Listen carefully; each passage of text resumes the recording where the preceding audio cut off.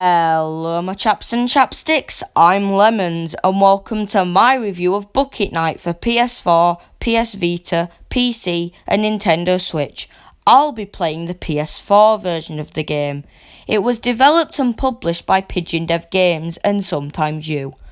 Bucket Night is a platformer which sees you as Bucket Knight shooting down enemies and making your way through various stages. As you can see, Bucket Night tries to capture the nostalgia of old retro arcade platformers, which is quite clear with the game's pixel art and this white border around the edge of the screen that can be turned off. Now, I bought this game because of its cheapness and because I thought it was going to be a silly and goofy experience. I mean, come on, it's called Bucket Night. However, this game was just boring, flat out boring. It felt like there was supposed to be funny moments, like the whole reason Bucket Night is on this quest is to just buy a house, but the game just wasn't laughable. The levels were also incredibly boring.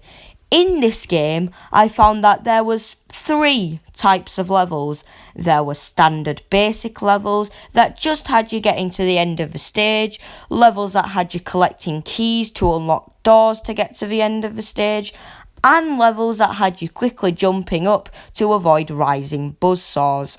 All of these levels never got any more challenging. They were never too easy per se, but they never increased in challenge and difficulty. The only thing that changed in these levels were the layouts of them. The controls here were also a bit off. Instead of jumping with X like in most platformers, you jump with circle. Instead of attacking with square or R2 like in most platformers, you attack with X. Instead of opening the menu with options like in most platformers, you open the menu with square. I don't know why the developers thought this was a good idea, but it wasn't. It was just confusing. You can get different guns, and this did actually help a bunch. The first gun you purchase gives you a spread shot, which I never used. The second gun you purchase shoots out 3 bullets at a time in a straight row, which I used a lot because of its quick firing speed. And the third gun you can purchase is a minigun, which I didn't actually use since I only bought it to get the platinum trophy because I at least needed to get something out of this game other than boring levels. Now, something I wanted to bring up here was the level select. Now, you know you've got a failure of a game when it's confusing to access a level. If you just tap X once, like most games would have you do, nothing happens. I was only able to access levels by spamming X. I don't know why this exists, but it does and it shouldn't. Not only that, but the music here is one of the worst in the game. Just have a listen.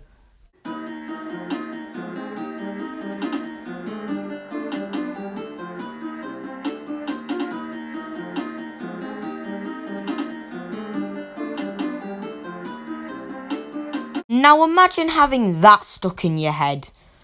Because that's what happened to me. Welp, there you go. That was my review of Bucket Night.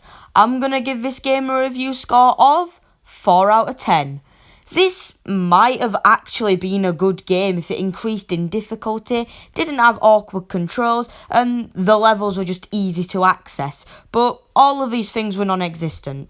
You have just been watching me, Lemons, review Bucket Night.